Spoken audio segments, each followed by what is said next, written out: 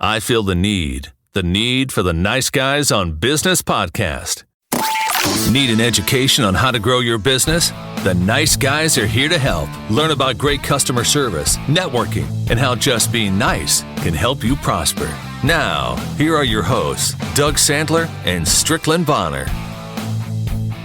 Welcome back, Funkin' fans. It is bonus time. My name is Strickland Bonner. On the other side of the microphone, Mr. Doug Sandler, and we got a whole bunch of guests today. It's not even just guests. These guys are like my heroes. I know, right? And not only they're my heroes, but actually, I think, we have some clients in there too.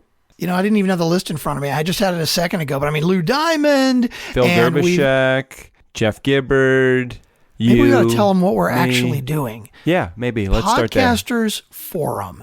Basically, we were talking to a number of our podcasts, and these are all guys we've actually had on the show, but they all have their own podcasts, and these podcasts all do interviews. And we thought, hey, what makes a great podcast interview, right? What makes a great guest to come on the podcast? And of course, we all have slightly different ideas about that. So we thought, let's get together, have a forum, talk about it, and talk about what we love in a guest and what makes a great guest. Yeah, you'll see definitely the differences between a show like ours, which is a little bit more off the rails. Nice Guy community, we know that we're off the rails. When you have a show that's a little bit more focused, like Jeff Gibbard, who runs a show called Shareable, and we kind of get into it. So it's kind of fun. I mean, we have some healthy debate here.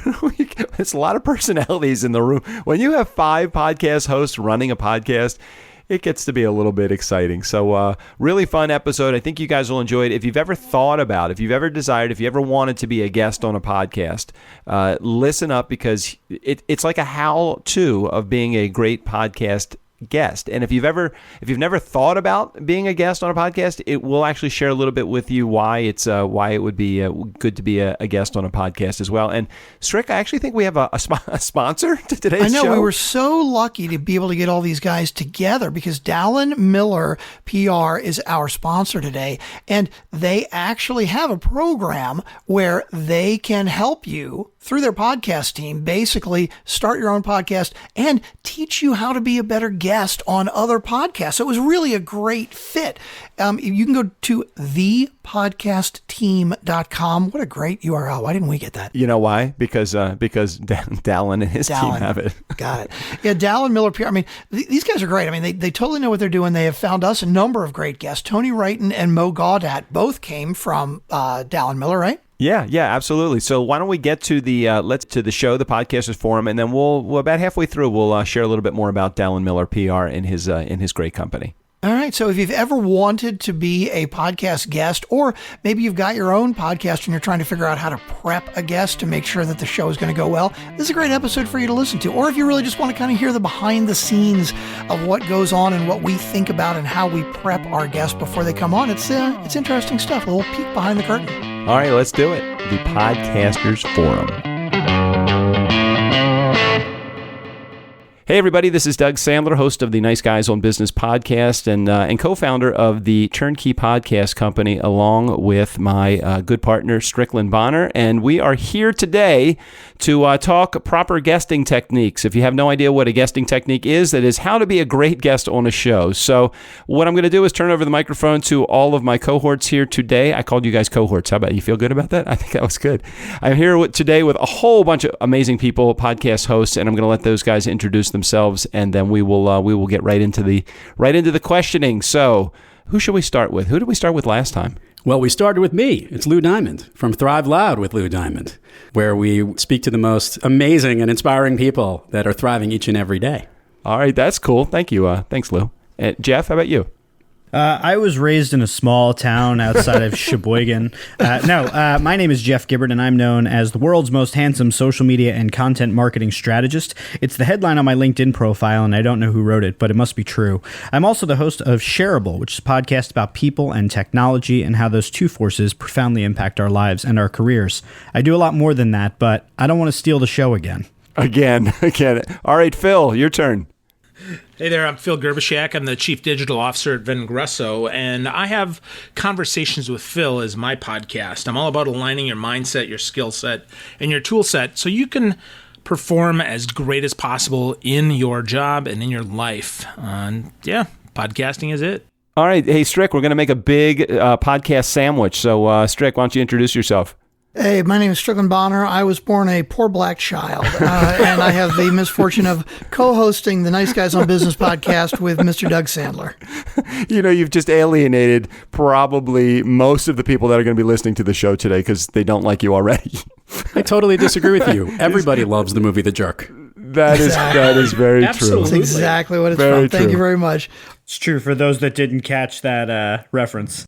So what's going to be so great is that Strickland's going to make probably about 40 movie references through the course of the next 60 to 90 minutes or so. And I will get probably 1% of them, and the rest of the guys will get them all as well. Before we even started, somebody said, okay, I have a serious question. And of course, I wanted to chime in with, are we doing Stonehenge this evening? All right, I guess that's a movie reference. I don't get that one Spinal either. Tap, am I right? Exactly. Thank you very much. Nice job, Jeff. Hey, so we are here to talk about how to be a great guest on any number of podcasts. We can speak specifically to our podcasts and why we invite guests to come on the show, and how the guests that actually invite themselves or want to invite themselves to get on our show, how they can actually do it.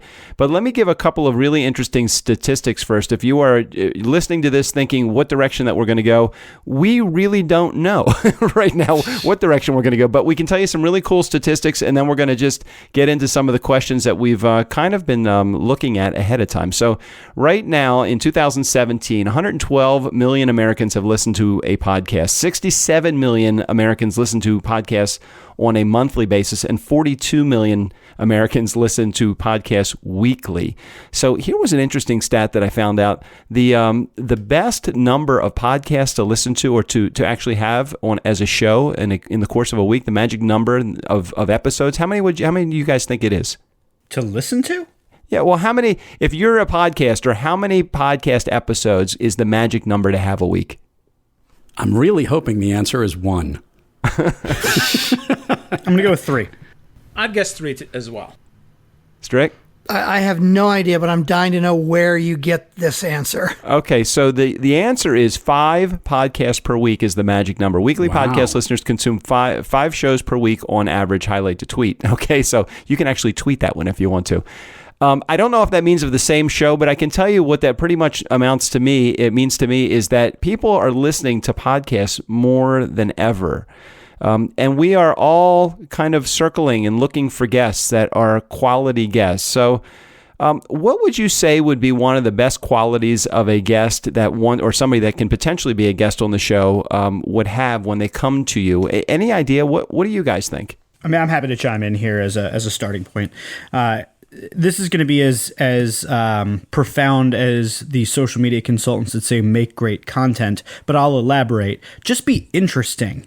Don't make the podcast host do all of the heavy lifting. I've had guests where I ask them a question and they'll say like, yes, or they'll like just give me an answer and come to a conclusion, and it kills all of the momentum. They're not looking to volley it back and forth or create some sort of a dialogue or conversation or elaborate on their answer. It's almost like they view it as a test or a quiz to get the right answer. So to be interesting, I think, means that you're prepared to engage in a conversation, elaborate your points of view, and speak it with some passion and enthusiasm.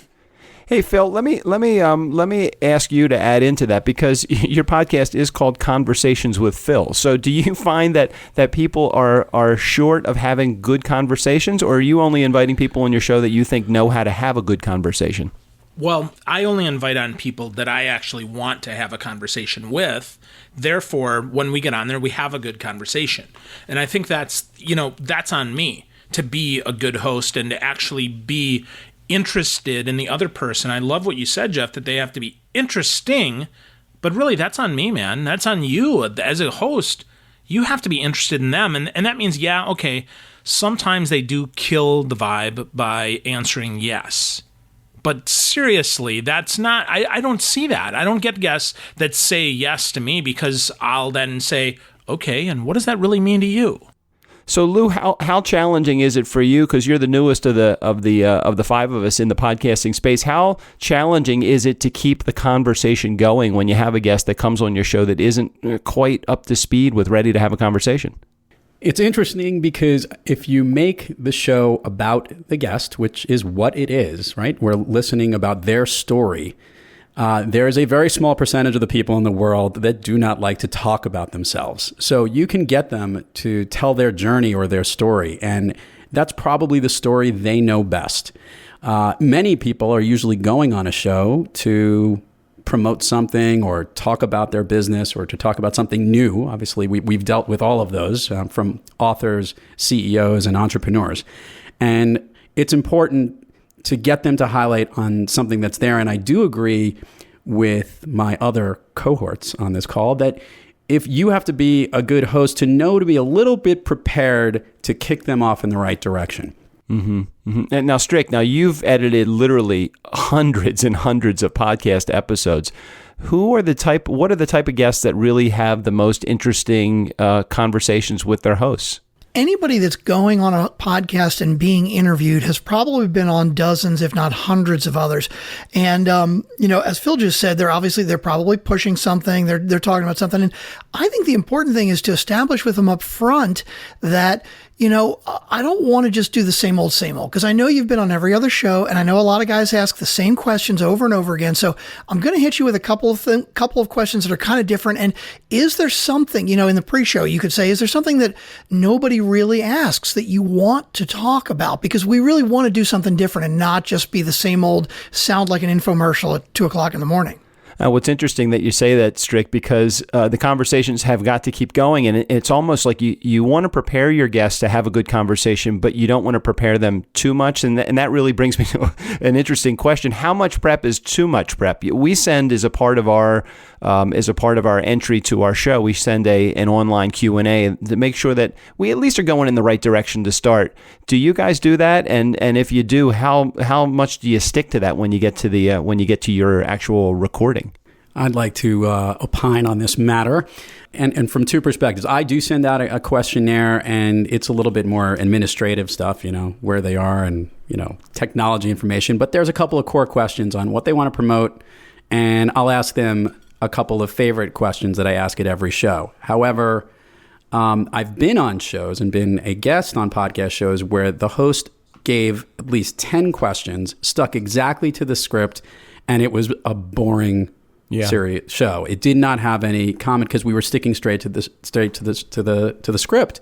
And I think it's very important that you tap into that piece. I think each of us, when you hear a certain comment or some bell whistle that goes off when you hear an interesting point that maybe your listeners would want to hear, that's a great time for the host to jump in and do that.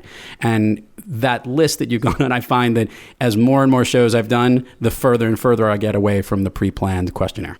And Jeff, you've done a couple of different podcasts, formats and series in your career, haven't you? Yeah, we've done a whole bunch, and we're actually, even with Shareable, the idea is that each season we're actually going to kind of reinvent the show and try a different format, or at least tweak what we've done in the past.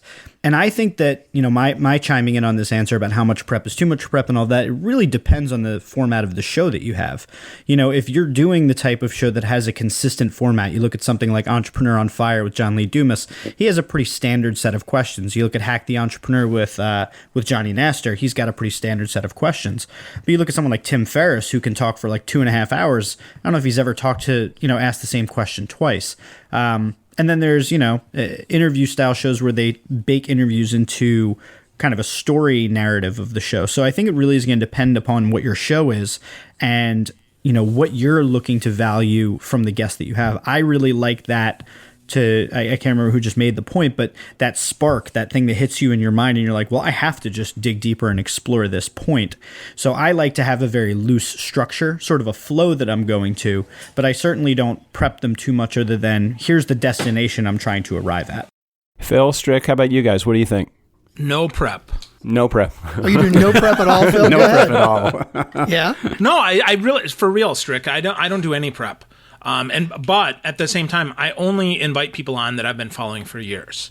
I only invite people on that I think are interesting, right? Okay, so you don't get into any situations where you're talking to somebody that you know nothing about because you only bring on people that you already know at least something about them. And that's, if in that situation, I kind of agree. If there's something that you know enough about somebody already, then you're right. Maybe don't do any background at all. That's really cool. It's a good plan.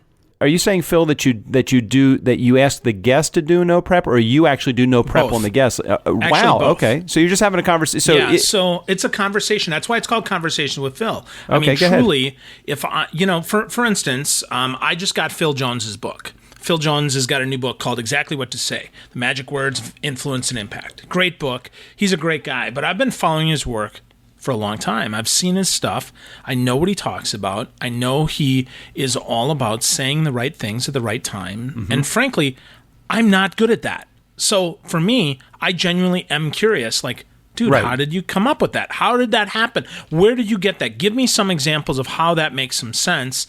And then I dig deeper on anything that I don't understand, because I am curious. I invite people on, either A, that I know well enough that I can ask questions, or B, like if I see that they've got a cool book and I don't know much about them, I am genuinely curious. I ask questions that I want to know. And I think that is what makes my show a little different, and that I don't prep.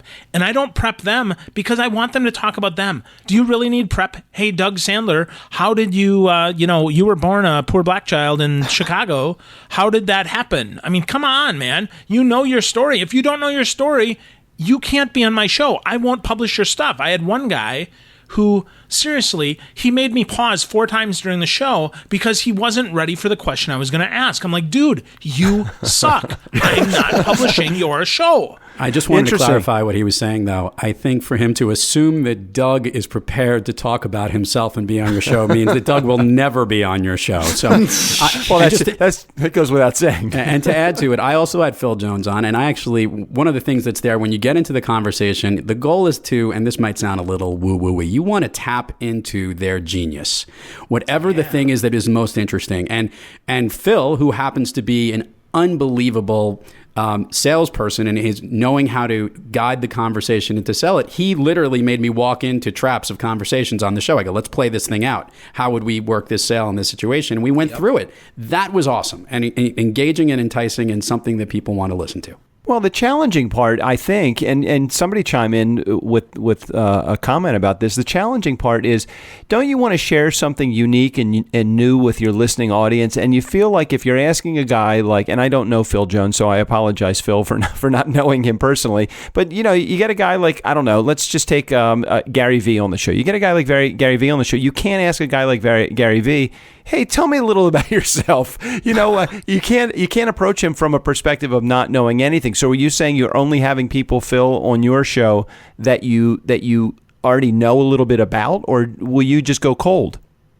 So I do ask for a bio. That's the only question. I read their bio so that I know enough. But truly, I will ask. I don't give a crap if it's Gary Vee or not. Okay. I'm going to ask the question because while we all know who Gary Vee is, right. I bet you there's plenty of people who don't. That's correct. Right? And that's not saying that Gary is not famous, but come on, right? If there's 100 million people, 200 million people that follow Gary Vee, that is only 10%, not even 10% of Facebook. Right. 2 billion on Facebook. So people don't know who Gary Vee is. Okay. So there's fair. no reason to assume that people do know our guest and that have just a little bit of origin story of, hey, Gary, you started out with Wine Library and now you're this famous freaking entrepreneur.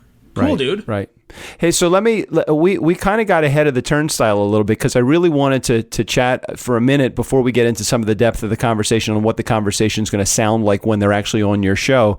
Let's talk about for a second where you actually find your guest. I got this really interesting infographic from Tom over at Interview Valet, Tom Schwab, and one of the things that he says is the best way to get a podcaster's attention is through personal introductions, number 1, through email, number 2, through live events, number 3, and from handwritten notes, number 4, and social media, number 5.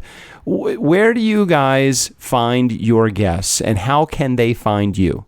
I'll jump into this, being the master connector that I am. I know a lot of people, and that's where I started from, right? So whether it was people that I felt was a really great story to go with, and I wanted to establish that relationship, I started with them. And the minute that we started airing shows, other people were popping up and other things were coming in almost in a viral effect. People are listening. People are talking about it. We're spreading it out through social media.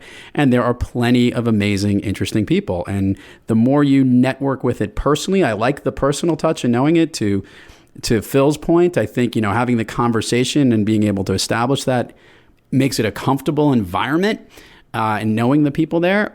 But I also know that people are starting to come at you, and now you have to, I'm actually looking at this like there are people that I know, and through one step and one iteration, 6 degrees, 7 degrees, whatever it is, you want to make sure there's good talent in there as well, that it's going to be intriguing to your listeners. So the guests are coming from a viral piece for me. I am sure at some point or another they're going to come from more polished avenues down the road.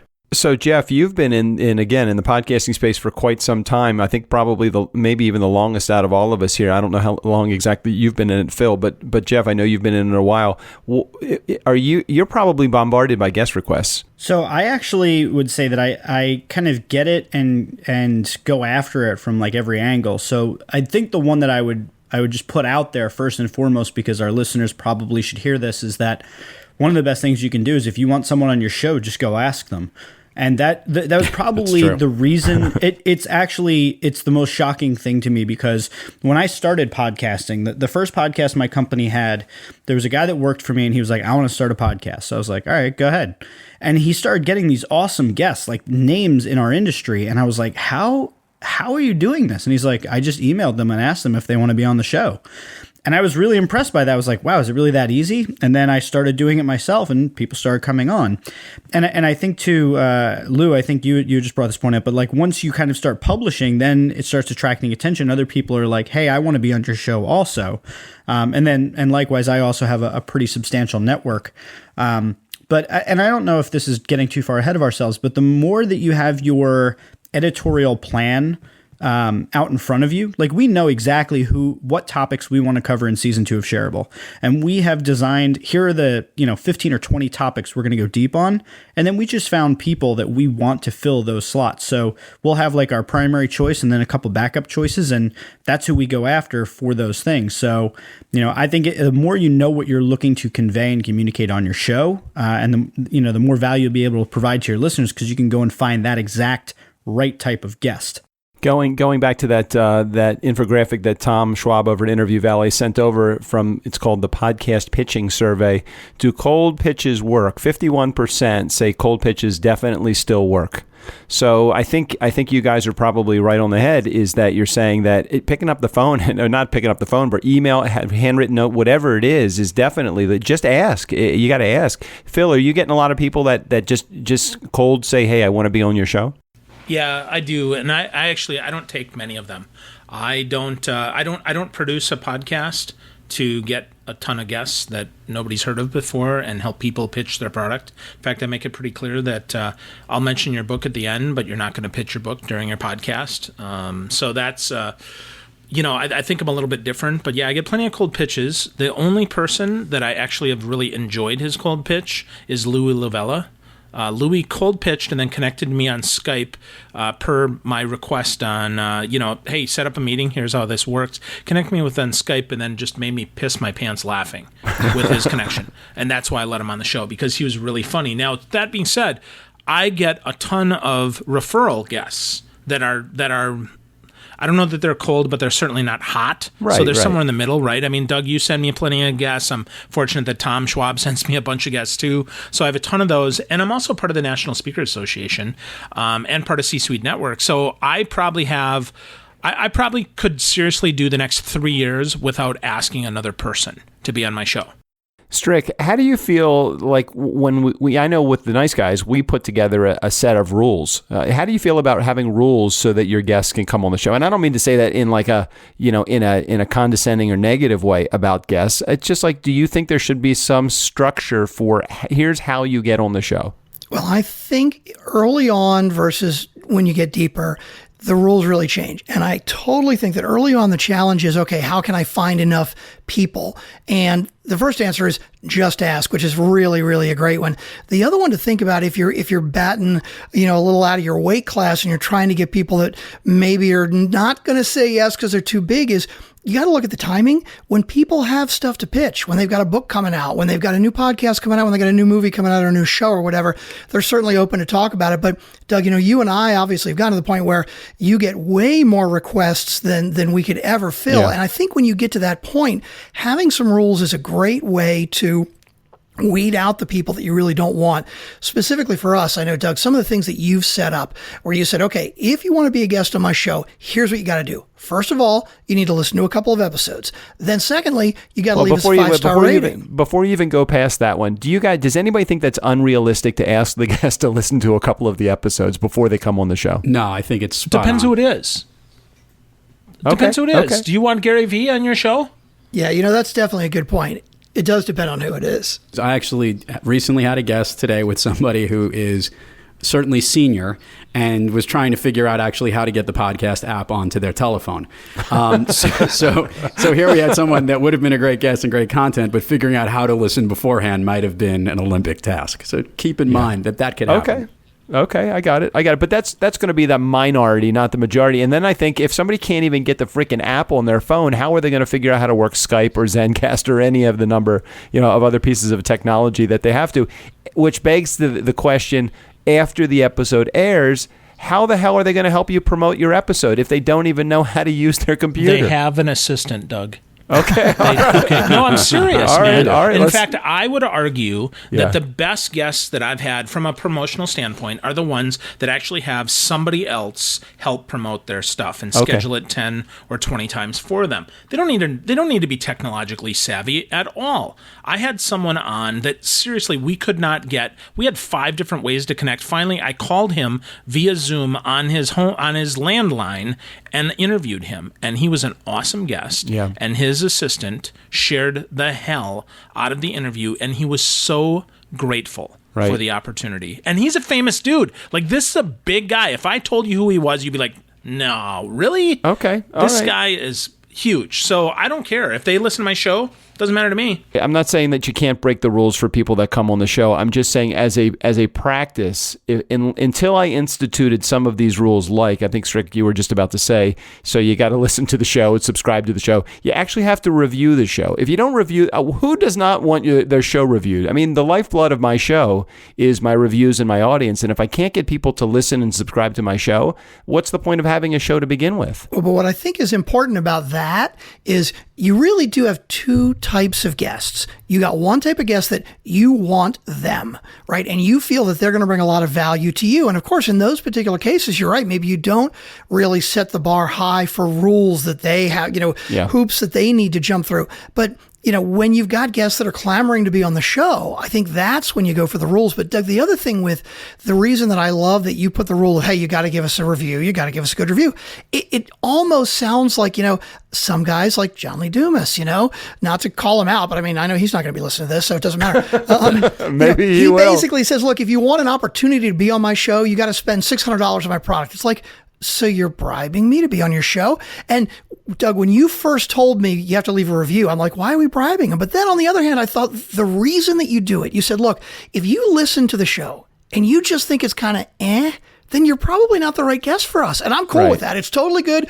Don't leave us a review. But really, if you really want to be a guest after you've heard our show and you feel we're worth a 5-star review, then maybe it's a good fit. If you think about all the mediums that are out there, right? We don't necessarily expect, if a television interview comes in, or radio interview, or if it's something that someone's calling you up on the phone to interview you for a magazine or a periodical.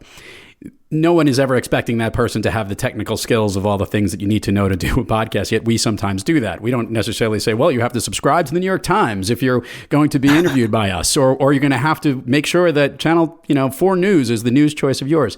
The important part about the rules, and I do agree that Doug sends out the podcast, the Nice Guys rules for his show, and I think it's a very good idea for a lot of the technical pieces that they need to do, because it isn't the regular everyday type of thing, to make sure, you're not using a cell phone in the subway system, while you're deciding to do the podcast or whatever it is. I think there are certain rules that are about, to make the best quality of it. You can make an ask, and I do think listening is important. Whether or not you choose to ask them to recommend or subscribe or whatnot, I agree with Strickland. That flirts with the line of it could be too pushy. It might be a great idea. I think you need to see where your show is at that point to judge how that works and where it goes from your guests. I would say, I'll just chime in real quick on it. I think that that's a great idea for you as the show host. It's great for promotion. No knock against it at all. To me, I don't really care if the people that come on as my guests have listened to my show, if they like my show. That part doesn't really bother me. Can they provide value for my audience? And to me, the only reason I would care if they listen to my show is so that they know what the hell it's about and know whether or not they'll fit. Because I don't want them wasting my time or my audience's time. I wanted them to know for certain that they can come on and they can contribute a ton of value. And just to go quickly back to something we were just talking about how to kind of send those cold emails or those intros, I think you really have to show. It can't be like a standard template email. Oh, I've listened to 3 episodes of Shareable and I really like them. You really understand your guests. Like something that you clearly copy and pasted and just put the name of my show in there. Like, show me that you actually cared enough to find out what it's about and tell me how you can provide some value. And if you do that, I don't care if you subscribe or review me or whatever. I want the people that are going to listen on a regular basis to do that. And if you as the guest wind up doing that, that's awesome. But to me, it's not a requirement, although I think it's a great promotional move on your part. Hey, Doug, we got a sponsor today, Dallin Miller PR podcast team. And they're such a perfect sponsor because really they are all about prepping guests to get them on podcasts. If you've ever thought about wanting to be on a podcast, whether you have a book launch that you're doing or a new product or services that you're offering, or you're just looking to have more exposure, call the guys at Dallin Miller. Actually, I dealt specifically with Jason over at Dallin Miller. What a great team leader he is. He placed Mo Galdat on our show, Tony Wrighton on our show. Many great clients that what they do is they actually just make it easy as a podcast host to receive a guest because they're so prepped. And if you want to be that prepped person, just call the folks over at Dallin Miller PR and they'll do it for you. Even if you don't have a new product, if you have an existing product that you're trying to push, Dallin Miller's PR company can align you with podcasts that have listeners that are going to buy your product. I mean, it's just such great promotion. And it's not only that, I mean, the promotion is great, but they help you with the entire process. I mean, they help you come up with a strategy. They develop a press kit. They have a pre-interview dossier that they help work on to share with podcast hosts. Full social media deployment. They really do it all, which is extremely rare to find a company that actually is very well-rounded. A lot of people can connect you with podcasts, but goes so much further than that. They're a PR company. They get it. They understand what it takes to promote you. Dallin Miller PR, the podcast team, amazing team, great guys and girls over there. www.thepodcastteam.com. I've had the opportunity to be on a bunch of podcasts over the last couple of years since we've started ours, and we're on something like episode, I don't know, I think as of today, 410, which is just amazing to think, how long we've been doing this. But I very rarely run into another podcast host that actually asks for us to listen to the show. And I keep thinking, well, how do I know as a guest, like the slant? I mean, am I going to pick it up very quickly from the host? I like to know if there's fun banter back and forth. How strict is it?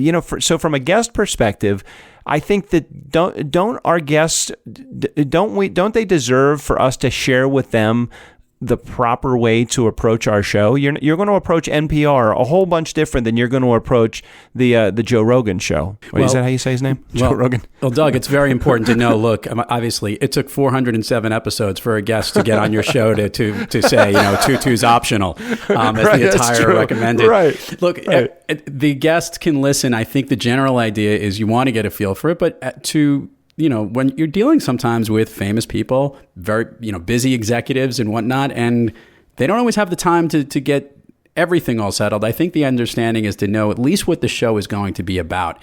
And if they're proactively going to be on the show, they've already taken the step to know what it's about. If you're going out and trying to bring that guest in as the host or trying to recruit people for it, there's going to be a different slant. And that might sway the way that you communicate that type of message to that type of guest. Strick, I want to start with you with some nuts and bolts. From technology perspective, what do you think the best guests show up with? I mean, what are they coming to the table with technology wise that would make it an ideal situation for both the host and the guest to arrive? Well, it's certainly important to prep a guest ahead of time and say, look, this is what we really prefer that you have. One of the things, you got to have headphones. I mean, even if it's earbuds, I guess, but if somebody is listening with speakers, it's going to feedback no matter how you're recording it, no matter how you're doing it. If they have a microphone that's a USB mic that they can plug in, that's amazing, but you certainly cannot really expect that. But it's definitely important just to set the rules ahead of time and say, look, if you don't have, let's say, a mic that is a USB mic that plugs in, and you at least have to have headphones, and tell me what you do have so we can make sure and make it as good as it possibly can be. I don't want to get a call on a cell phone from the subway or, talking on speakerphone with, that just doesn't work. So you can only set the bar so high and have so many expectations, but you do want to make sure you set those expectations up front. So, Phil, you mentioned a little bit earlier that you had a conversation with somebody on a cell phone, and are you comfortable with that in regular practice, or do you kind of encourage your guests to have professional sounding equipment? Yeah, I encourage them to have professional sounding equipment. For sure. I mean, the better the audio is, the more the people will listen. It is really for my audience. It's not for me. And the reason that I let that person go and we tried, 6 different ways is because I think that person had a great story to tell and a great story to share. But honestly, and maybe this is just because of who I am, but everybody is an exception for me. Meaning, you tell me what what you think you might want to chat about, and I'm going to ask you questions, and you tell me, how are you going to do this, and I'm going to do my absolute best to bring the best out of you. If you have totally crappy sound, of course, then we're going to re-record. But I schedule an hour for a 30-minute podcast. I'm not jamming so that it's so close that we can't find a way to make it work. Right. And how about you, Jeff? I mean, I know that you do a lot with the intertwining between technology and today. Can you share what is the ideal guest arriving with for your show? I once had a woman call me from the back of a car on her way to the airport from her cell phone, and I was like, "That's how Gary Vee called when he was in his limo talking on his earbuds." And I'm like, "Fuck, yo, come for real? on." I'm not even kidding you, and this is because I wouldn't give a shit, and I don't care who somebody thinks they are. I'd be like, Gary, we'll do this another time, or we won't do it. Seriously, I would be like, show some fucking respect, like. Be in a quiet place. You have a mic. You do all of these videos. Show my show the respect. I put a lot of time and effort into this. Don't call me from the back of your Uber. So that's just me. I'm sorry. That would piss me off. But no, I see how you have your studio set up. You've sent me some really cool pictures of how you have your office studio set up, and I know you care about it. So for me, I think the big thing is I don't expect everyone to have an EV 250 mic and soundproof walls and stuff, but I do expect at least that they're going to be in a quiet space, preferably if they can. Obviously, this is not a requirement, but a space that's not like a super echoey hall. I don't want them to be in like a concrete room, where like everything they say is going to be bouncing off the walls and echoing. Hopefully they'd be in a carpeted, quiet kind of room and at least have headphones. That's my kind of barrier to entry, is like be in a quiet room with headphones, and from there everything is kind of steps up. And on our side, we've actually toyed with the idea, if we can get to the show to a certain point of monetization, where prior to the episode, we would ask the guest if they have a proper mic, and if they don't, we have an extra Blue Yeti that we're thinking about just FedExing to the guest each and every time, and with headphones, saying like, here, you'll need this, and setting it up properly at the right setting and all of that. I love the monetization that they got going on that show. We got to talk after this webinar. Yeah, if we get to that point. We're not up to it yet, but if we do. Okay, just making sure. It's a pipe dream for this point. Yes, you're about to ask, Doug. Yeah, so Lou, I know because you're newer in this, you've had a whole bunch of trials and tribulations early on with just, we've talked about it since we've been coaching you through a lot of the process of how to find the ideally prepared guest, for your show. What have been some of the frustrations that you've experienced with guests coming to your show not prepared technology-wise? Let's see, from where do we begin? Where do I begin? Right. Where do I begin? Well, let's talk about, obviously, when we're dealing with remote, for Zencastr, which is an ideal format, obviously, because the technology records it locally and then sends it back up to the final destination. So when there is internet interference or Wi-Fi transmission issues like Skype has and other online communication devices, it's not as garbled. But obviously Zencastr has limitations because they only work on certain browsers, and we've literally had people have trouble getting the Chrome browser. We've had people actually call into Zencastr one time from a mobile phone. I've even had instances where we had one particular guest where we go through the whole thing and they cut out of the window right at the end. So I didn't get actually their uploaded file back up because they cut the cord too late. So I never got their version of it, which fortunately eventually we did rescue it, which is a kudos to the folks at Zencastr. Give them a plug. That's from the remote piece. And then, of course, obviously, for any of you that have done in-person interviews with persons right there and there, which, by the way, after doing it this way, it's challenging. I've had two challenges. One, I did Jackie the Joke Man Martling. I was in his house in Long Island, and it was 100 degrees outside. They had like every window open. We had outside noise. I can only imagine what Strickland had to go through to edit it. And then, of course, you have professionals like, Doug Sandler who forget to hit the stupid record button. So we've had all the issues that can go through. But here's the thing. The most important part of it gets back to this is that you can get around all of the technological issues. I think there's some bare minimums. I think you need it to be quiet. You need to have a good connection from there. And then I do believe if you have a great producer, that dude can do anything and they could fix the stuff. So just get the great content. So speaking of which, Strickland does the production work for not only our show, but a bunch of other shows as well, including Lou's show. So Strick, just talk about your experience with a recording that is ideal or less than ideal. What makes the difference for you? Oh, this is going to get ugly. Using a service like Zencastr is great. Again, this is not like an ad for Zencastr, but as Lou said, each recording is recorded locally onto your own browser. And then, so even if, like, while we're recording, I'm hearing a couple of hiccups here and there from guys talking, but I know that that's not going to be on the final recording because it records locally on your browser and then updates. And with Skype, you get more than two people in a conversation, you can almost guarantee you're going to have some hiccups. The other thing with Zencastr, and you can do this with most Skype and a lot of other recordings too, is having separate recordings for each person.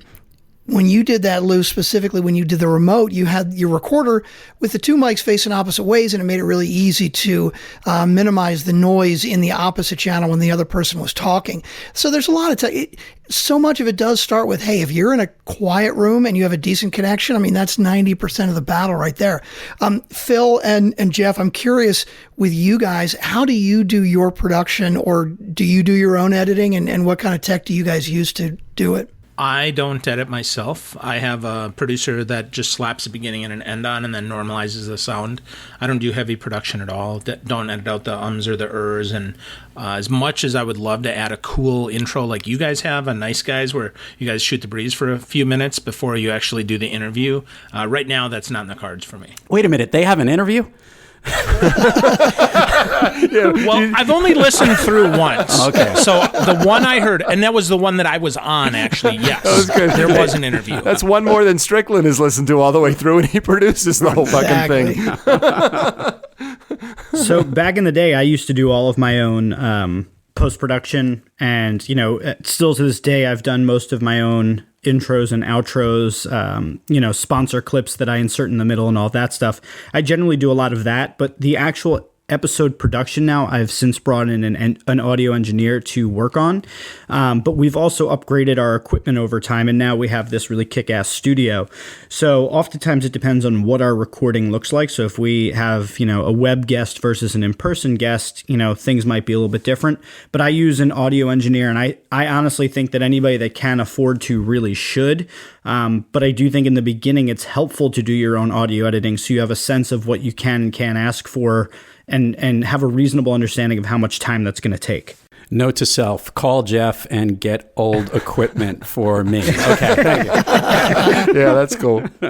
So we get a guest that's on the show. They have the right equipment, and now we're about to talk to them about the show itself. What are some of the no-nos for guests that come on the show? I know our biggest no-no is there is no selling, and it's not because we hate having people sell on the show, but it's the most ineffective way to approach a podcast is come on the show and sell. And I always tell my guests, hey, come on the show. Let's have a conversation. Let's get my audience to fall in love with you. If they fall in love with you, no matter what you do and what you sell, they're going to want to buy it. So we don't have to sell. Do you guys take a similar approach, or do you have a different approach? Well, in my book, 7 Ways to Podcast Effectively. Same exact way, guys, right? I mean, I hate selling. That makes me want to retch when people pull stuff like that when they say, on page 37 of my book, we said that, or, when I'm coaching people, and, coaching classes are available at coachingwithphil.com. It's like, bleh! Right. Like, you make me sick. So, yeah, don't sell. Just be yourself. Answer my questions. And then I promise you, I will plug you at the end of the show and ask you how we can get more of your awesome. If you're awesome, and if you suck, then nobody ever hears your show. Yeah, there's a great quote from Steve Martin, which is, be so good they can't ignore you. Yeah. And if your guest is so good and they have their content is so great, it's going to sell themselves and they don't need to push anything. And that's the key, is to bring out the greatness of each one of those guests. When you're trying to grow your podcast, everybody says, well, look at what the guys who are really successful do, right? And sure, you can look at like John Lee Dumas, right? But the thing is, it's been done, right? He uses his formula, and obviously he's ridiculously successful, and all he does is let his people sell. But it's been done, and it's been done so many times before. I 100% agree with all you guys. If you can't get the guest to be themselves and have their personality come out, it's just going to sound like everybody else out there. So nobody's going to listen. How about with you, Jeff? What do you experience when a guest comes on and either tries to sell or there's always that hidden agenda, I think, that a lot of guests have. How do you handle it? I think similar to what Phil said, and I think a couple of other people have chimed in about, the one thing that I do is I make sure to let them know in the beginning that they're going to get the opportunity to completely shamelessly plug themselves at the end. I provide a little section at the end where I thank people for coming on, and it's sort of my trade to them. Like, you come on and you give me the time to pick your brain and explore what you know, and at the end I'm going to give you a time where you can just openly, shamelessly plug yourself. So I kind of set that up. On the other side, I do think that, there's a really fine line between selling and talking about what it is that you do. And I regularly talk about what I do, and I'm very proud of the work that I do, and I don't think of it as selling when I talk about it with pride. And when other people come on to my show and they talk about courses they've put together or projects they're involved in, provided that they don't start droning on for a couple minutes, but if they do, then that's my fault as a host. I'm supposed to redirect that back to productive conversation. So I work really hard if I see that coming up to say, yeah, and we'll definitely give you a chance at the end to talk more about the work that you do and how people can connect with you. But let's dig a little deeper on this topic and, kind of dig in there. So I don't have a lot of rules like that. I think, and maybe I'm just giving myself more credit than I'm really due, but I think I'm a pretty good host in my ability to re-steer the conversation where it needs to go to be valuable for the guest. And, Jeff, I really agree with you on that. And Doug, I know you don't really specifically encourage guests to do that at the end, like their shameless plug. But, if a listener has been listening to an interview for 15 or 20 or 25 or 30 minutes, right? If they're still sticking around, clearly they are interested in this guest. So they're going to be interested in what the guest does and what the guest has to sell. And Jeff, I think it's a great point that when you get to the end of it, if they're still there, absolutely you should give them a shameless plug, because not only have they given you their time, so of course they want to try and get the sale, but anybody still listening is probably really interested too. Yeah, I do enjoy having the guests that come on the show that when I ask them the question, do you have, before we even open up the microphone and hit record, do you have anything that you want me to lean into or lean away from? And part of that question is there anything that you really want me to promote? If they say, I love the guys that say, no, don't really have anything specific. I want you to, try to push. That to me is ideal, because then I always feel like the guest has no specific type of agenda. Lou, in your particular case, again, I hate to pick on you because you're the new guy on the block, but it is oftentimes good to hear. Sometimes I forget some of the things that I did early on. How much leeway do you give a guest that's coming on your show to promote things because you want to have that I know you're striving to have that A+ guest on your show all the time. Yeah, and I'd say the guests are pretty good at not, they at least are savvy leaders enough to know that they've been successful, whether they've been growing their business or their companies, that isn't the way that you sell effectively. You tell your story and why you do what you do and why your passion is, and lead with that. Yet saying all that, I had an entire episode with Jackie the Joke Man Martling where he started off literally pushing the book right out of the gate, and I said there'll be time for this at the end.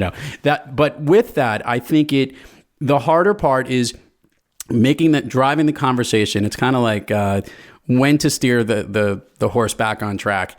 They might start going in a direction that leads that way, And it's a great opportunity to start pulling back in. Let's talk a little bit more about this. And you know, they know that they'll be able to plug it. And in the worst case scenario, you have a producer that can edit and cut it out. Wow, that's relying a lot on your production company. That's what's up. That's a pretty ballsy move. No, That's a I'm ballsy just move. Be kidding. like, hey, this whole pitch is great, but we're going to cut this in post. We're going to check Thanks. that out. Yeah. We're going to leave that on the cutting room floor. Hey, Phil, do you have anything to add in about guest selling? Or I can't remember. Did you already add into that part of the conversation? Well, I added a little bit, but I think, you know, I've actually stopped people in the middle of their pitch and let them know that they're done. Like right there. You've pitched enough. Interview's over. We're done. Thanks for playing. Because it's my show. Yeah, for sure, man. I mean, really, if you're a jackass, you don't belong on my show, and you totally disrespected my audience by being a pushy prick. And so you're done. Let me push back for a second, because, again, I'm not doing this just to be controversial, but I'm doing this in referencing an earlier part of the conversation. You don't fucking prepare for the conversation, so how do they know? How do they know not what to do? And again, I'm just saying this tongue in cheek, but good question. Yeah, 90 seconds before we go live, I just say, you know, you don't need to pitch your stuff. We'll get to that at the end. If you do a great job, I promise I'll be your biggest fan. And again, most people know me well enough to know that I am going to be your biggest fan. I mean, really, if you are good, I will promote the crap out of you. And if you're not, you won't be on my show. Now, I love the direction that you go. Sometimes it's a little challenging to figure out, okay, well, how much prep is enough prep? And then if you don't prep them enough, then you haven't given them any information. If you prep them too much, then you feel like it's a little too structured. Very challenging to. And then they do this only a few times in a lifetime. We do this every day. In our case, we do it 5 times a week. So it's very challenging to walk that line. Well, and it's tough to put on the face sometimes too. I just edited a podcast of somebody whose name shall remain nameless, of one of the guys that we produce, and he was interviewing somebody, and he was really calling bullshit on him a lot, right? This was a startup company, and it was a company that was, you know, doing relatively well, but it was so obvious the entire interview that the guy whose podcast it was, who was doing the interview, was kind of like not buying it. Like, I don't see the value in this product. And he was kind of trying to be polite about it, but I could totally hear it in every question. He's like dripping like, but why would people buy this? Why would people subscribe and pay every month for this? All right. And, So sometimes it's hard not to do that. You bring up a great point. How against the grain can you be with your guest? How conversational? How confrontational? I guess I want to say, and I don't want to say that in a negative way. I just mean it in more of a, I'm going to call bullshit when I think bullshit is it has arrived. Do you guys do that on your show? And should a guest be prepared to have a conversation that might go in that direction? I think a guest should be prepared for pushback, but I think if you're going to play gotcha journalism or try to make your guest look like an idiot, then you're probably in the wrong business, because you're going to quickly burn a lot of bridges and make some people upset. That said, I do think that if you don't push back, I was talking recently with my art director, and he was talking about a podcast he was listening to it was on Freakonomics with one of the Koch brothers, and how the host didn't even push back on some pretty obvious places where there was a point to push back and just dig deeper, but he didn't, or it might have been edited out. You know, you look at some of the interviews that took place prior to the election, and journalists not pushing back, and I think you lose credibility with your audience if you leave something very obvious kind of unturned when it deserves to be there. I've had a guest on my show who I did a very similar thing to, just because I was trying to give this person a chance to really explain what they meant, and he was giving me very surface level answers, and I wanted to give him the opportunity to go deeper and to showcase his knowledge and to provide some value for my audience. But at the end of it, I felt like, you know, it was just a whole bunch of platitudes, truisms, and nonsense. I still published the episode, and I won't say which one it is, but it was on my previous podcast, by the way. But I think you should. I think Episode you should be 11. ready. Not that I'm going to name any names. But I do think Doug Sandler. Hey, it wasn't me. Yeah, but I think you have to, you have to stand for the quality of the work that you do, and that means that you can't just throw softballs all day to your audience, to your guests. You have to at least press them when it requires. Yeah, that's where I was going to go with this. It isn't all about softballs. I believe, look, most of the conversation, when you are connecting with the guest and you're having a good conversation with them and you're letting them share some of their brilliance with everybody, and there's some great points in there. What the audience might hear something as well, just if you're hearing it as the host, your listeners are too, and they'll respect you as the host to be able to push back on the things that you really question, like calling bullshit on something, or being able to hear that someone might not be as genuine as they really are, or going in a direction you might disagree with. That's a conversation, and by the way, it's entertaining. So it's also something that people like to hear. It isn't just softballs all day long. There's a game going on. I think that the idea of avoiding confrontation or avoiding something that's a little controversial is it doesn't bode well for who you are, for who one is as a person. I think that if your personality, unless you just are a yes man and you just want to kowtow to whatever people say, and I think that part of the popularity of our show is our guests know, or our audience knows, that we don't take bullshit on the show. And I'm not saying that in a confrontational way, like we don't want people to come on the show and share information and have a great conversation, but it's not going to be those list of 10 questions and the 10 answers and the sound bites. We are not looking for a sound bite. Doug, having said that, I think you might have been a little harsh when you told Gary Vee he didn't know shit about wine. that might have gone a little far. Well, you think so? Yeah, a little bit. All right. Well, I can't take it back now. It's too late. I guess so. So, hey, Doug, can I add something to that? Yeah, sure. So I think it's more than just calling bullshit. I think it's really asking, so is that really what you believe? Because some people, sometimes they say the wrong stuff, and if they are just platitudes, right, asking them, so give me an example of that.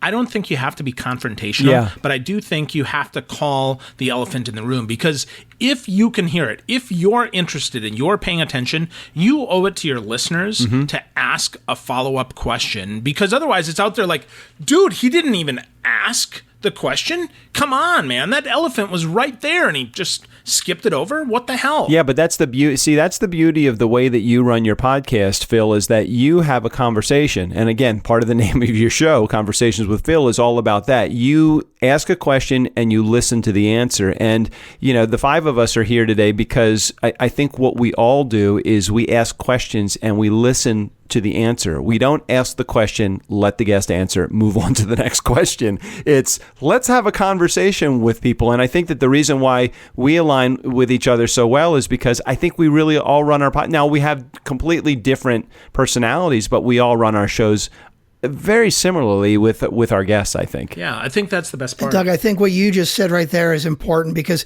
it's a good idea, I think, to come in with a list of questions, some ideas of things to ask, just to make sure you can keep the conversation going. But you should throw that out the window as soon as you can. You don't want to just ask what's on the list. You want to respond to what they're saying. Totally my goal. Exactly. You said it so well, Strick. I never thought about it. I have a list of questions that I can't wait to throw out the window because we're just having a conversation. Right. So let's move on to the next thing, because while we want to be able to provide our audience with amazing amount of value, the guest also has to provide some value back to the show itself. So what are some of the expectations that you have? And again, I think we're going to have some different answers here. I know what my nice guy rules call for, but what are some of the expectations that you have from a guest perspective on helping boost and promote the show once the show airs? I actually would hesitate to say that I want them to promote before the show airs. That's actually one of the things that I'm working on, is putting out this list where they know that they're going to come out on the following Tuesday. We'll give them the heads up ahead of time and ask them to do some of the plugs. Hey, check me out on this particular podcast that comes out, because I'm going to promote the heck of it anyway. But it's also good to have them with the lead on so that they are doing it. That's one of the asks that I am asking of my guests. Yeah, just so you know, I have never before in my entire life had a share of over 1,000 times of a show until Lou Diamond, you came on my my show. I'm looking at my numbers today. I'm like, what the hell happened? I don't know where I mean, you have some social media people that are working for you that are doing an amazing job, because I looked and saw there was 1,000 shares just on Facebook alone from for the episode that you came on my show. Doug, I couldn't hear. So thank you for being a great. No, I couldn't hear that because Phil and Jeff just sent me instant messages right away. When are you coming on my show? Because we want to get the hits out right away. No, but that's so true. But that actively promoting it is key, and there is something to that, because you're tapping into both listener bases. You had told me once, a guest that I have coming up, when he actually did your show, all of a sudden there was a tremendous amount of boost of activity and subscribers. And that's already happening from this one guy who just sent it out and goes with that. So if you want to make both of them, it's the only medium in the world, social media, where you can have the same content being shared by two separate people and get to all different completely audiences, which is amazing, which is what makes social media great, the viral component of it, and driven from two different drivers. And so let your guests take on some responsibility. They want to get the word out anyway. This is good stuff for them if they're promoting, or any PR is good PR. And put the responsibility and onus on them. And my choice is to do it ahead of time, and then I'll take it on from once it comes out. And how about you, Phil? What's your expectation, or do you have none? Yeah, that's interesting, because I can tell you that, I run into a lot of folks actually that feel that if you ask them to be on the show, they don't have any responsibility at all to promote the show. Mm-hmm. In fact, they will promote it more if you don't ask them. Right. So I typically, I share it. I let them know that I'll be sharing it. I try my best to make sure that they're mentioned every time that show gets mentioned. And, if they get 100 or 200 mentions on Twitter and they ignore all of them, that's a great sign that they're probably not on Twitter, and they're probably not that good at really what they do. Right, so right. I probably am going to stop promoting their show. So that's how I feel. And it's okay. I wish they would promote the show. I wish they would, do a better job of that. But, a lot of that, frankly, it's my show. It's my numbers. They don't see the stats. And unless there's a direct correlation back, I mean, do they call up the Wall Street Journal and thank them if they're in the Journal? No, but maybe they should. I don't know that it's the same if it's a good comparison or not, because I can tell you just from our experience alone. I mean, Strickland, chime in, because you help on this front as well. I mean, the idea behind the extreme growth of our show, I think, really is because of the engagement that we've had with our community and the amount of promotion that we have had our guests and help our guests do for us. If I look at it and I say we do this as a team, I think that they rally with us as a team and they get excited. Strick, am I off base here? I think every show is different, and every every host has a different expectation for their guests. But I definitely think that us encouraging our guests to be promoting is a big help. And you know what? They can always say, hey, you know what? It's not my thing. I'm not going to do it. Okay. I mean, I guess the question is when somebody says that, hey, I'm not active on social media, or, you know what, I'm just not really going to do that, I'm too busy. We have the choice to say, well, you can't be on the show. But I don't think, Doug, that you would basically say, hey, look, if you're not going to do that, I'm not going to bring you on my show, So right. Yeah, right. I think it's a great thing for us to ask, and I do think it's been good for us, but, every show's different. How about with you, Jeff? How do you handle it? Well, I can say that just for me, one, being in social media and content marketing, I kind of see the gamut of what is possible. That said, when I'm a guest on somebody else's show, which I absolutely love doing, I am generally terrible at promoting that. So as a result, I generally have very low expectations of my guests, because I know that I'm not the greatest when I go on somebody else's show, because I'm trying to run a business and I have, a bazillion things going on. And it's not because I don't want to or that I don't know how to. I mean, I could probably create a promotion plan to hit the maximum number of people across different sites, but then I have to implement that and execute that either myself or with my team. And oftentimes there's just other things that unfortunately take higher priority, such as client work or new business opportunities. So, I try to have a very tempered view on what my expectations can be of other people. And in general, I've always found that having expectations of other people is a recipe for disaster. So I instead have expectations of what our team will do with the episodes, and anything I get from my guests I see as a bonus, and I'm very happy to have it. And I appreciate them to the extent of the earth when they do it. But it's certainly not an expectation. Lou, what has been your experience with the guests that you've had on your show so far when it comes to the promotion of the episode once it's aired? They've been great. And to let it be known that when you have the former writer of the Howard Stern show, they can also be very odd and weird when they start following you. The general point is, I think if your guest has a great time on the show and they enjoy it and you are a good host and it's a great conversation and the content is you feel good when you're off the show. I did an interview this morning, and when we were done, the guest called me back up afterward and said, "That was awesome. Like, I had a great experience. I enjoyed talking to you. Tell me what you want me to do to continue to get the word out." I'm like, "Well, let me ask you what you want to do." That's where you want to get to with your guests, and it's not always going to happen. I actually like the policy that Phil has. Look, you want to have conversations with people you want. I call it the no asshole policy, and and if you don't sometimes know that as my shows are on the early stage, and I know most of these guests, or I've just met them. However, down the road, I want to have the ability to have that decision making, to say no, that's not going to work, because we want the people that are going to join it. But I don't believe, even to this minute, I've had any issues with them being active to promote it out. And even more importantly, a lot of them have come back and say, "I have a great guest that you should also get on as well." CEO of Cisco is going to come on in 2 weeks, and that came from one of my clients. So that's a phenomenal way to communicate this stuff out. If they have a great experience, they're going to do the work for you.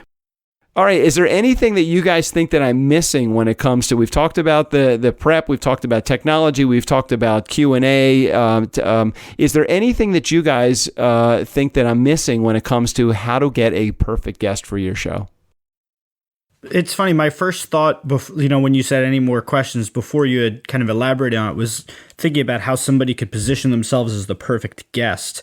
But in terms of how to get the perfect guest for your show, I think beyond preparation and clear communication about what the guest should expect on the show, not necessarily the questions themselves, but kind of what the goal is of the show and what to expect in terms of the line of questioning. I can't think of much more beyond being clear about your expectations and who you're looking for. No, but I like the direction that you were thinking. Forget from the show's perspective, from a guest perspective, what can they do? Is there something different, something that we should cover? That again, I just want to. The purpose of the show was so that if a potential guest is listening to the show, they could say, "Okay, this is what I need to do in order to position myself very nicely to be on any of these 4 shows, or any number of any other shows that are out there." Is there anything that we should cover from that perspective? I got a few things just real quick that I would put in.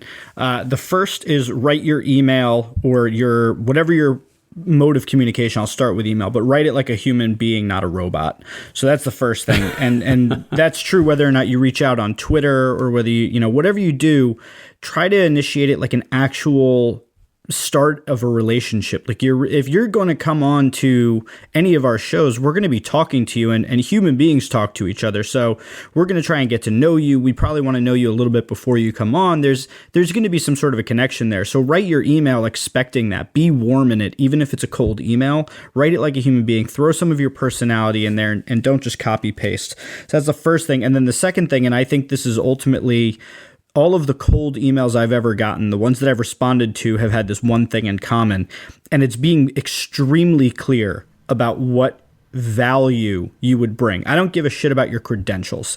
That's, I think, irrelevant. I think not irrelevant, but it's less relevant. What's more relevant is what are 2 or 3 topics you can come on and talk about, and that you can elaborate in detail with actionable things that my listeners can take away from you coming onto my show, because I am obsessive about making sure that my audience loves my show. That is the only thing I care about. And you as a guest, you are simply a conduit to doing it. I only care about you in so much as you can make my audience love the hell out of my show more. So position yourself for how you're going to do that for me and for my audience, and I'll actually talk to you about whether you can come on my show, whether I've heard of you or not.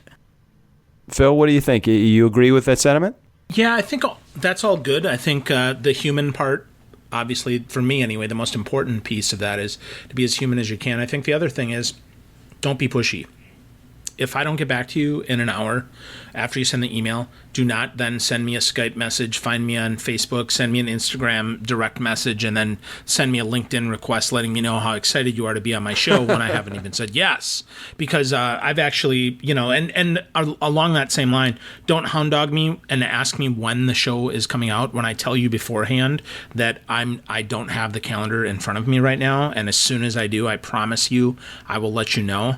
I have one guest that I'm likely never going to really release her show because she has decided that every 3 days she's going to ask me when the show is coming out. What I'm discovering is that Phil has done many interviews that have either never aired or are going to air at such a future time.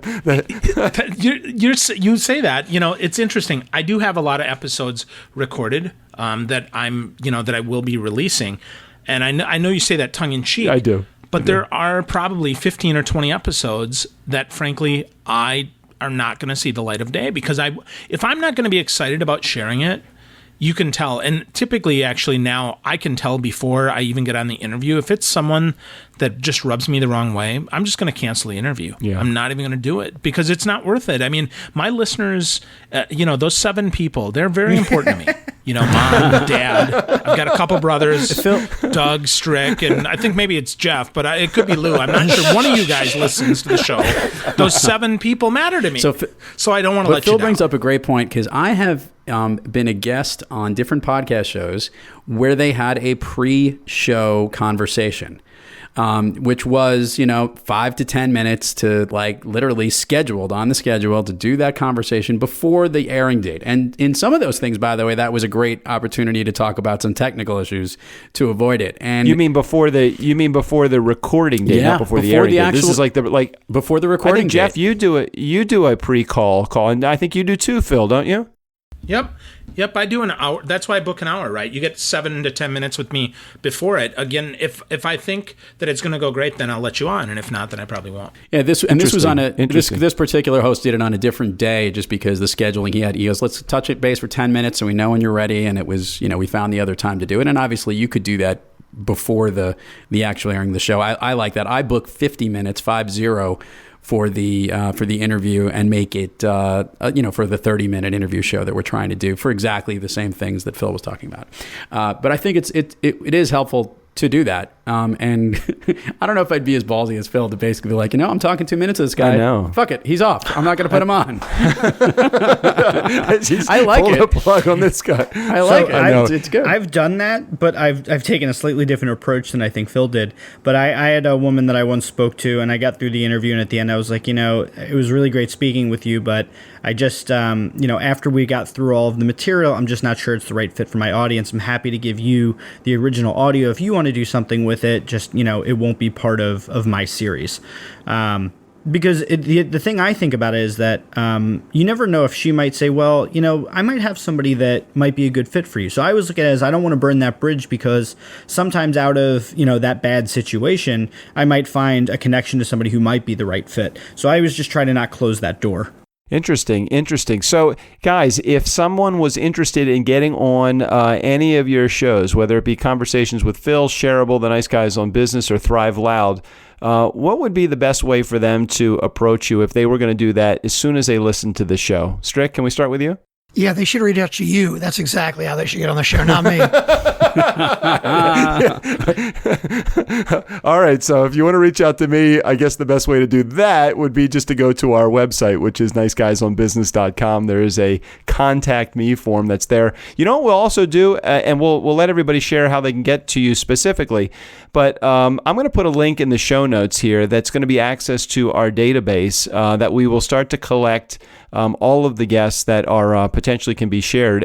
What would be great if somebody came on all of our shows? How much of a home run would that be if somebody could get on, just listen to this podcast, then get on, click the link, fill out the information, then get on all 4 shows? That would be kind of cool. So we'll make sure we put a link in the show notes for that. Yeah, and I'll just say based on just to contribute to that real quick, Gary, if if you want to come on to all of our shows, I'm sure we'd all be happy to have you. But do us a on, favor Gary, and bring it on down. Come on, get into your conference room, and I'm not going to give you any softballs, but I'm happy to have you on the show. Just be in a quiet Let me room. tell you a funny story about that. So Gary Vee came on our show. I forget, Strick, you could probably even tell me the episode number that he was on, but it was probably about 100 episodes ago.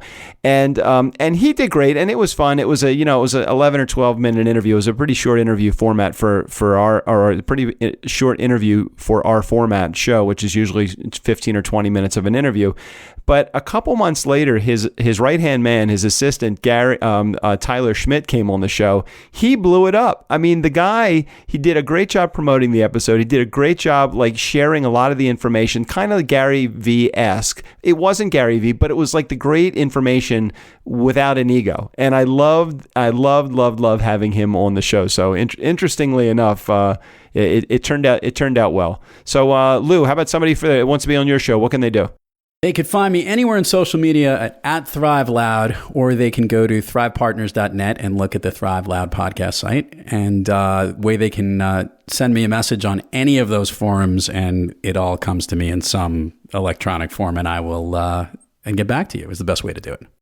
And Phil, you don't want anybody on your show. I was going to say, while you're asking. Yeah, right. I love that I come off as the asshole. That's pretty awesome. That's probably the first time anybody but my mom has ever said that about me. Doug, you hurt my feeling. Jeez. Hey, we didn't say it, Phil. You did. You did, yeah, exactly. Oh, right. Yeah, it was me. I did. So, so probably the easiest way, honestly, because, Gerbyshak is often hard to spell. If you just find Phil Gerb on Twitter, let's tweet. Have a conversation there. I'd love to, because I will read your tweets. I don't auto-follow anybody back. So I look at that, and maybe I come off as a badass. I'm not. I'm a really nice guy. You're totally a nice guy. Totally. I just really, I value the people to value me very, very much.